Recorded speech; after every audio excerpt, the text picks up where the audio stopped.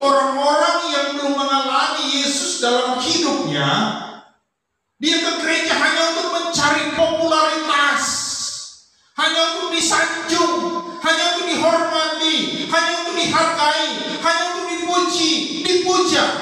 Kalau berbicara tentang iman Kristen itu berbeda dengan iman-iman yang lain. Kenapa? Karena iman di luar Kristen tidak mengajarkan tentang kekekalan atau kesempurnaan. Jadi tidak bisa untuk mencapai kesempurnaan. Tetapi di dalam iman Kristen itu diajarkan tentang kesempurnaan. Kenapa? Karena yang menyampaikan firman Allah yang ditulis di dalam Alkitab yang dipegang oleh orang Kristen ini yang menulisnya adalah pribadi yang sempurna. Seperti saya katakan tadi, dia pribadi yang sempurna dan dia sampaikan firman-Nya, pribadinya kepada orang-orang yang belum sempurna. Dia sampaikan firman-Nya kepada Musa. Dia berbicara kepada Musa. Musa adalah manusia yang terbatas, tetapi karena Tuhan yang memilih Musa sebagai pribadi yang terbatas untuk berbicara dengan Tuhan kasih dia kemampuan untuk dia mengerti kebenaran firman Tuhan. Begitu juga dengan Abraham. Abraham adalah orang yang terbatas, tetapi Tuhan yang tidak terbatas, dia datang kepada Abraham supaya Abraham mengenal Tuhan dengan benar. Nah, di dalam kehidupan iman Kristen, bahwa Tuhan mau, Tuhan merindukan supaya setiap manusia, siapapun dia dan apapun keadaannya, harus mengalami perjumpaan secara pribadi dengan Tuhan. Siapa yang sudah berjumpa dengan Tuhan secara pribadi? Tuhan gak kelihatan loh. Nanti gimana dok berbicara berjumpa dengan Tuhan? Tuhan gak kelihatan. Karena begini, orang sekaya apapun, sepintar apapun dia, sehebat apapun dia, dan setinggi apapun jabatannya, kalau dia belum mengalami perjumpaan secara pribadi dengan Yesus, semuanya sia-sia. Mau dia kaya sekalipun, karena kekayaannya tidak dapat menjamin dia bisa mengalami perubahan hidupnya. Dan orang Kristen, mau dia orang Kristen yang taat banget ke gereja, rajin banget ke gereja itu baik, tetapi kalau dia belum mengalami perjumpaan secara pribadi dengan Yesus, itu di mata Tuhan gak ada faedahnya. Terus gimana? Bisa kita baca. Kenapa banyak orang Kristen yang hidupnya itu tidak menjadi saluran berkat? Banyak orang Kristen yang hidupnya menjadi batu sandungan bagi banyak orang. Dia ke gereja tetapi hidupnya itu tidak mencerminkan Kristus dalam hidupnya. Orang Kristen justru itu banyak sekarang, apalagi di hari-hari ini, iman Kristen itu dihujat, dicaci, dihina karena perbuatan orang-orang Kristen yang di luar dari kebenaran firman Tuhan. Orang Kristen dia nipu orang, menghina orang, caci maki orang. Orang Kristen yang hidup di klub malam, orang Kristen. Orang Kristen hidup di diskotik, orang Kristen. Tapi hidup dalam dunia seperti itu. Orang Kristen minum, mabuk. Tapi orang Kristen, kalau dia di luar Kristen, itu nggak masalah. Tetapi ketika kita ada di dalam Yesus, kita menyatakan dirinya kita pengikut Yesus, tetapi nggak ada perubahan dalam hidup, itu baru namanya bermasalah. Banyak orang juga mengklaim bahwa hidupnya, kalau ditanya siapa yang dikatakan dia adalah anak Tuhan, semuanya mau angkat tangan. Hamba Tuhan, pelayan Tuhan, tetapi tidak mengalami perubahan di dalam hidupnya secara baik. Bukan berarti orang yang telah mengalami perjumpaan secara pribadi dengan Yesus langsung mengalami pribadi apa langsung berubah 100% secara total. Tidak. Enggak langsung. Ada yang memang secara radikal langsung mengalami perubahan. Sama seperti Paulus, ketika dia mengalami perjumpaan secara pribadi dengan Tuhan Yesus, dia mengalami perubahan yang begitu signifikan. Dari seorang pembunuh, dari seorang penghujat, dari seorang penganiaya, dari seorang penjahat, dia menjadi orang yang rendah hati. Nah, kalau orang datang ke gereja, tetapi setelah dia keluar dari gereja dan dia menjadi penjahat, itu kan lain lagi ceritanya.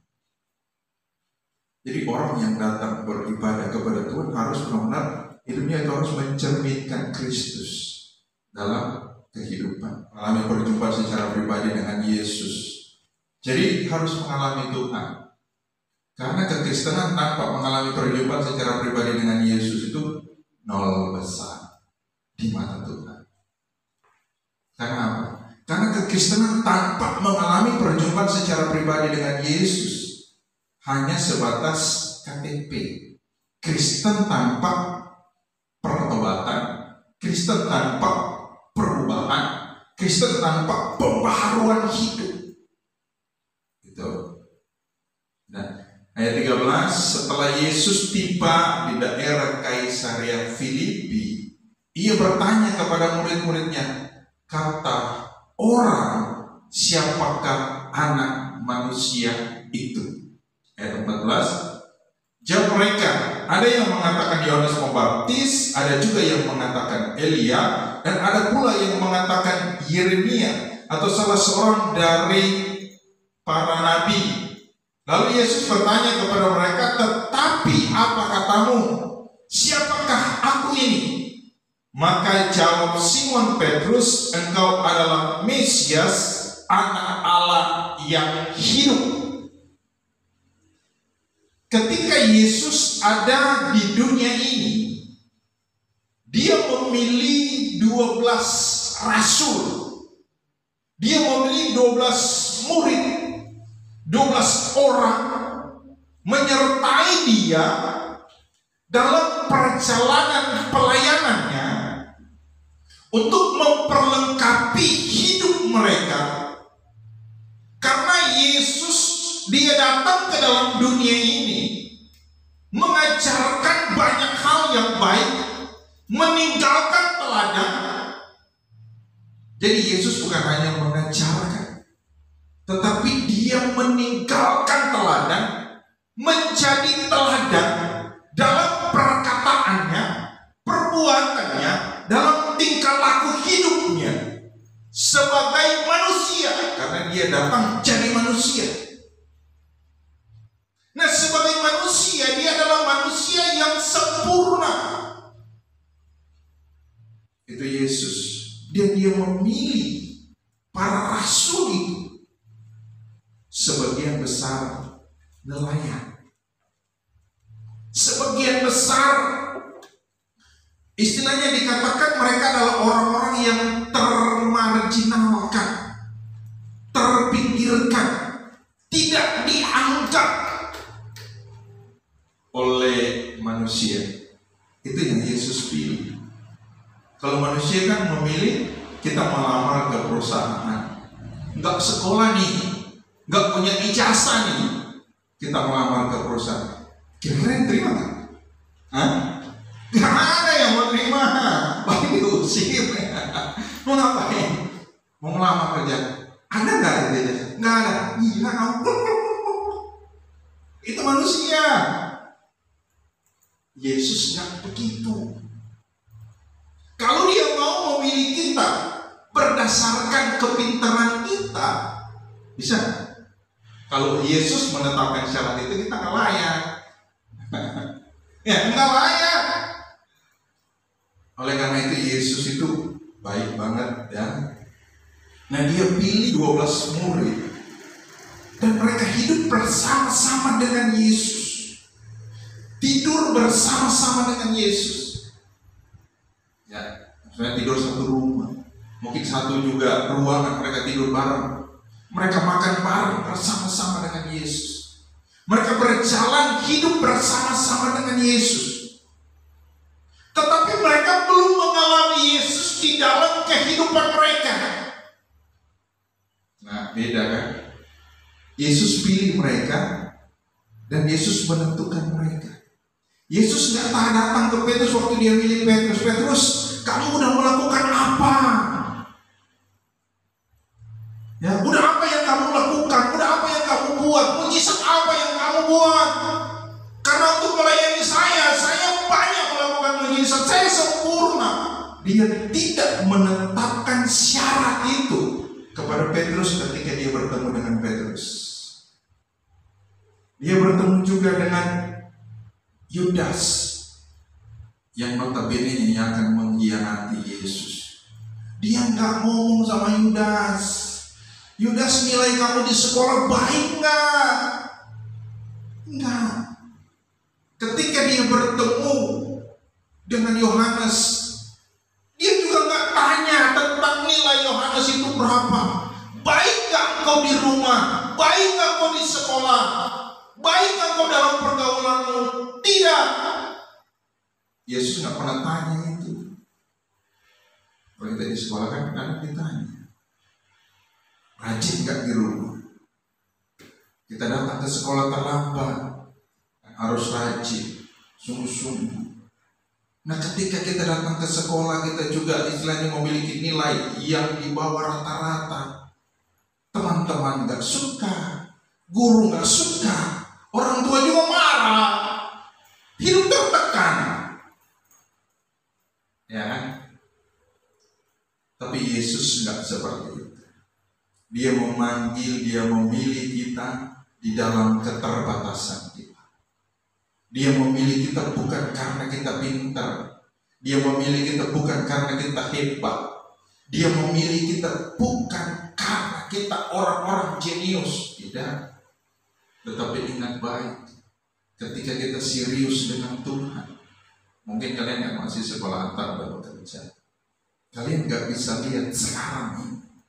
Tapi kalian akan bisa lihat mungkin 15 atau 20 tahun yang akan datang. Kalau Yesus belum datang dan kalian mau sungguh-sungguh dengan Tuhan, menghargai panggilan Tuhan, dan juga mengalami Tuhan di dalam hidup. Karena itulah yang terpenting, itulah yang paling penting, adalah mengalami Yesus di dalam hidup kita setiap hari. Karena apa? Karena kita melihat tadi Yesus tanya kepada murid-muridnya. Dan Yesus bilang begini, kata orang, siapakah anak manusia itu? Jadi untuk mengalami Tuhan di dalam kehidupan kita, itu bukan karena maunya kita, bukan karena keinginan kita, bukan karena kehendak kita. Kita gak mau mengalami Tuhan. Kita gak mau datang kepada Tuhan. Tetapi Tuhan datang mencari kita. Karena dia tahu kita terbatas. Dia tahu kita lemah. Dia tahu kita tidak berdaya. Oleh karena itu dia datang mencari kita. Orang-orang yang lemah supaya kita diberikan kekuatan oleh Tuhan. Supaya kita yang terbatas ini diberikan kemampuan oleh Yesus. Karena kan seperti saya katakan tadi, kita nggak tahu 15-20 tahun yang akan datang kalian akan menjadi seperti apa. Tetapi ketika kalian hidup di dalam kebenaran, karena masa depan kita itu Tuhan sudah merancang, tinggal bagaimana kita mengisi hari-hari sampai kepada rancangan yang kekal itu. Nah, Tuhan bilang begini, kata orang, siapakah anak manusia?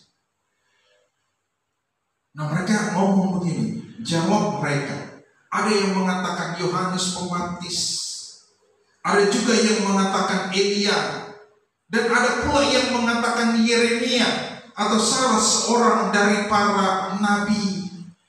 Mereka bilang, ketika Yesus bertanya siapa anak manusia, mereka bilang, mereka sendiri ngomong, mereka katakan bahwa engkau adalah Yohanes, engkau adalah Elia, atau engkau adalah para nabi yang akan datang. Yesus gak puas dengan pernyataan itu, dengan jawaban-jawaban itu. Dan Yesus bertanya, lalu Yesus bertanya kepada mereka, tetapi apa katamu? Siapakah aku ini? Jadi Yesus mau kita mengalami Dia bukan karena apa kata manusia, bukan karena apa kata orang, bukan karena apa kata pendeta, bukan karena kan semua di sini coba lihat, Yohanes Pembaptis adalah rasul yang hebat. Yohanes Pembaptis adalah nabi yang begitu ajaib, yang dipanggil oleh Tuhan. Begitu juga dengan seorang Elia. Elia sanggup dan mampu untuk menurunkan api dari langit. Dan Elia juga diangkat oleh Tuhan dan dijemput oleh kereta yang berapi. Dia masuk di dalam kerajaan surga. Yeremia adalah nabi yang hidup di tengah-tengah kegagalan bangsa Israel. Dan dia adalah salah satu nabi yang hebat pada zaman itu. Tetapi Yesus bilang bukan karena kata mereka. Yang Yesus mau adalah bagaimana kita mengalami perjumpaan secara pribadi dengan Dia. Mengalami Dia dalam hidup kita. Karena seperti saya katakan tadi, Dia tahu kita terbatas, tetapi Dia tidak terbatas. Yesus yang kita sembah, kuasanya sempurna. Jawab Simon Petrus, engkau adalah Mesias, anak Allah yang hidup.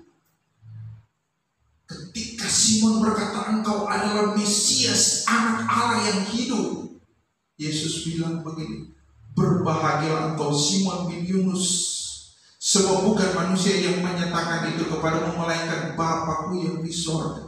Orang yang mengalami perjumpaan secara pribadi dengan Tuhan, pertama kali dia akan merasakan ada namanya kebahagiaan yang sejati di dalam hidup. Dia akan merasakan sebuah kebahagiaan yang kekal, kebahagiaan yang abadi. Di hari-hari ini orang membutuhkan ketenangan jiwa. Nah, orang yang mengalami Yesus secara pribadi, dia akan hidup di dalam ketenangan jiwa, walaupun di tengah-tengah tantangan dan persoalan, di tengah-tengah pergumulan, bahkan ada ratap, ada tangisan, ada air mata. Tetapi orang-orang yang mengalami perjumpaan secara pribadi dengan Tuhan, walaupun di tengah-tengah tantangan itu, walaupun ada air mata, tetapi di balik semuanya itu ada namanya ketenangan jiwa yang Yesus berikan bagi kita yang mengalami Dia. Karena di hari-hari ini coba lihat, orang semua hidup tidak tenang, jiwanya enggak tenang. Kalau kita mengukur ketenangan jiwa dengan kekayaan,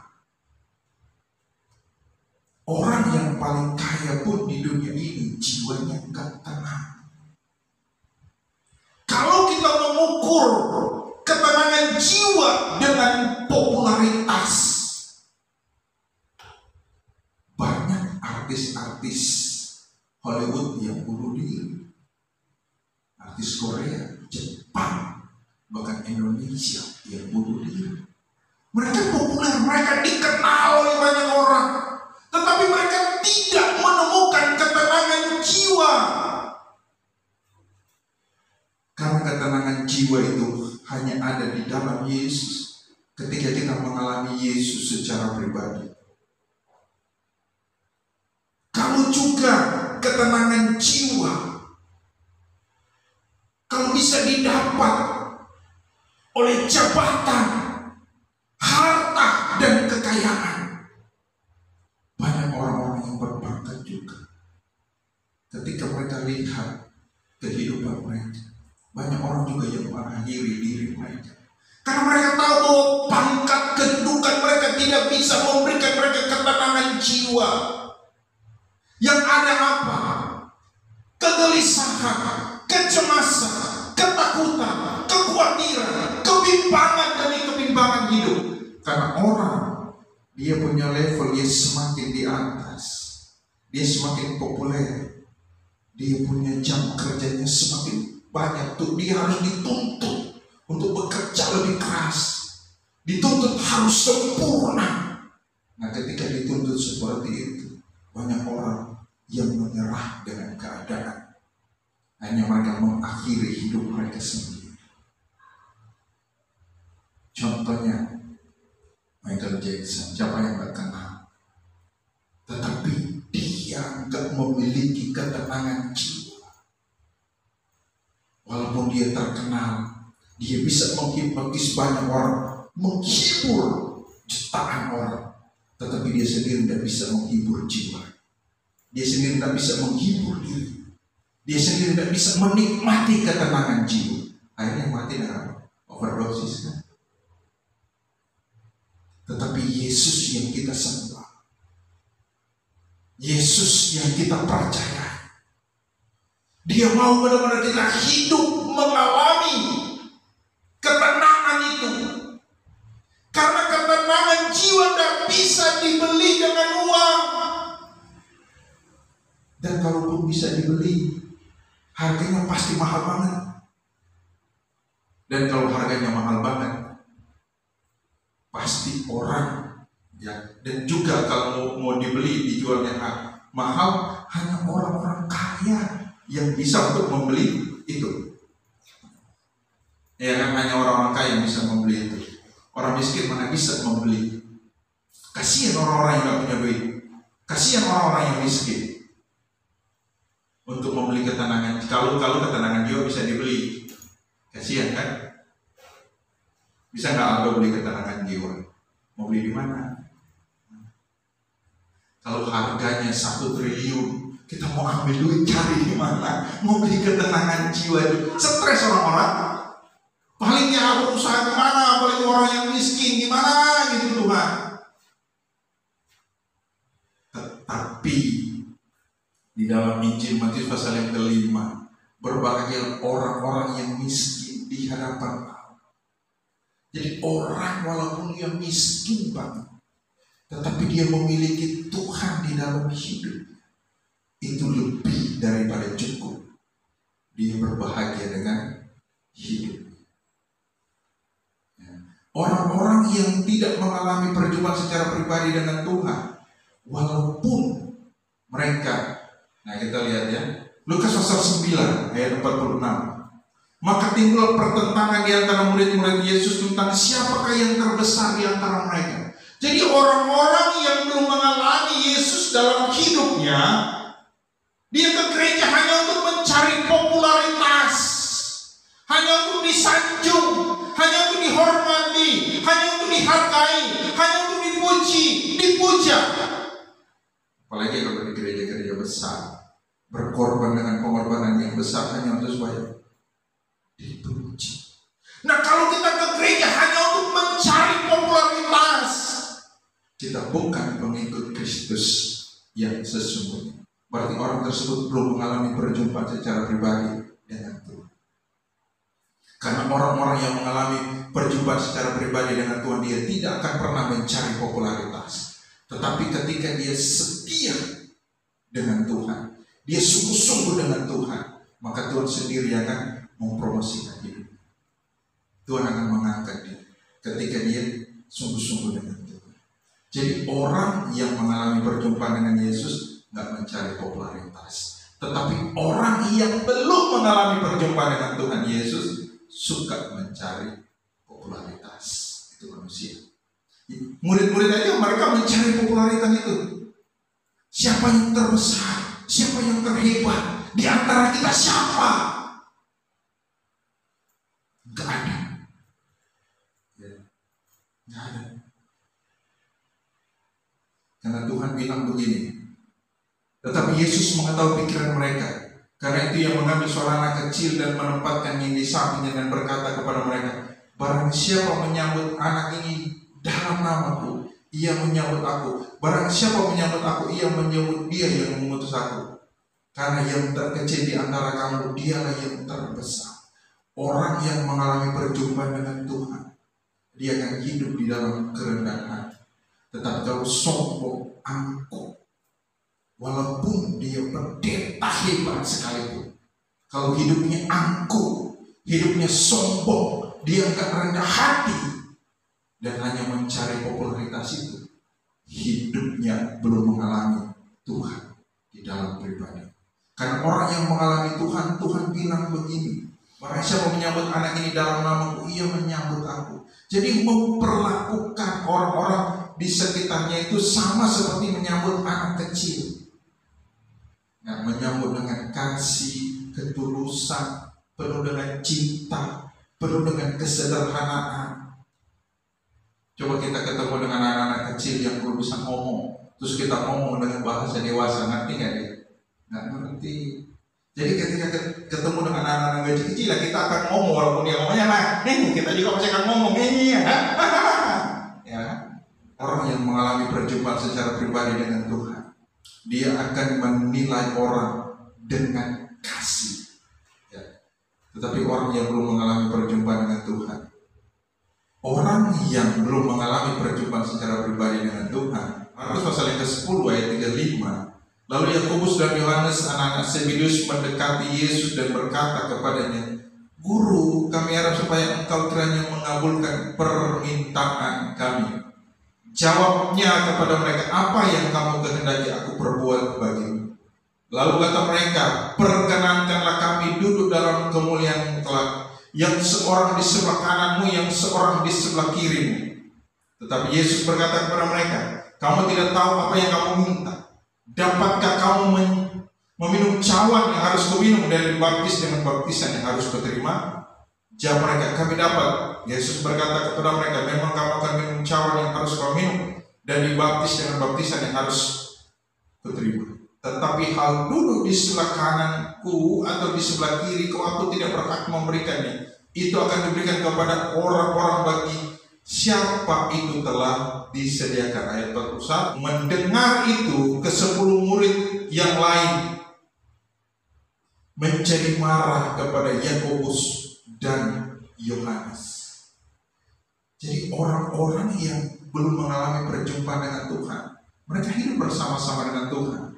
Tetapi yang mereka cari apa? Mereka juga sambil cari popularitas, mereka mencari kedudukan, mencari jabatan. Di gereja cari jabatan, di gereja cari kedudukan, di gereja cari pelayanan. Ketika tidak dikasih pelayanan, kecewa dengan gereja, kecewa dengan pendeta, kecewa dengan hamba-hamba Tuhan. Dikasih pelayanan, tetapi pelayanan yang kecil dan nggak diangkat, nggak dipromosikan, tinggalkan gereja juga, kecewa dengan pendeta juga. Wah, itu hanya apa namanya? Mencari kedudukan di dalam gereja. Apalagi pendeta-pendeta, kalau istilahnya begini, hanya mencari kedudukan, mencari jabatan di dalam organisasi. Ketika kita mulai mencari namanya jabatan, kita mencari kedudukan, mulai mencari popularitas, kalau belum waktunya Tuhan dan kita mengangkat diri kita, siapapun kita, sehebat apapun kita, mau kita sarjana mau kita master teologi mau kita orang hebat sekalipun, berarti hidup kita belum mengalami Tuhan. belum mengalami Yesus di dalam kehidupan. Karena orang yang mengalami Yesus, dia tidak akan pernah mencari jabatan, dia tidak akan pernah mencari popularitas, dia tidak akan pernah mencari kedudukan. Yang dia cari satu, perkenanan Tuhan. Sudahkah hidup kita menyenangkan? Sudahkah hati kita menyenangkan Tuhan? Sudahkah hidup kita sesuai dengan Tuhan? Sudahkah hidup kita selaras dengan firman Tuhan atau tidak? Oleh karena itu, betapa pentingnya kita mengalami perjumpaan secara pribadi dengan Tuhan. Nah, gimana kita mengalami perjumpaan secara pribadi dengan Tuhan? Saya cuma mengatakan satu hal sederhana. Yesus yang kita sembah, dia adalah Tuhan yang maha adil. Dia maha adil. Yang dia mau, kita harus benar-benar mengimani bahwa dia hadir dalam setiap langkah hidup kita. Dalam Mazmur 139, di situ dengan jelas, kita mau kemana, kita mau ke timur, kita mau ke barat, dia ada di sana. Dan bahkan mata Tuhan tertuju kepada orang-orang yang sungguh-sungguh sepenuh hati mencari Tuhan. Jadi ketika kita mencari Tuhan, kita sungguh-sungguh dengan Tuhan, mata Tuhan tertuju kepada kita. Oke? Amsal pasal yang kelima, saya baca.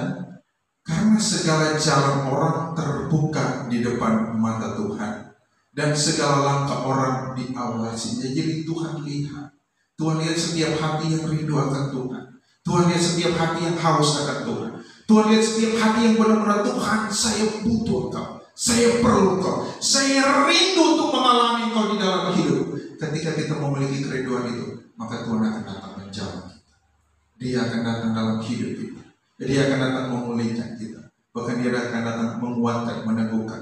Dan dia datang memberikan damai, memberikan sejahtera, dan memberikan ketenangan jiwa di dalam hidup kita.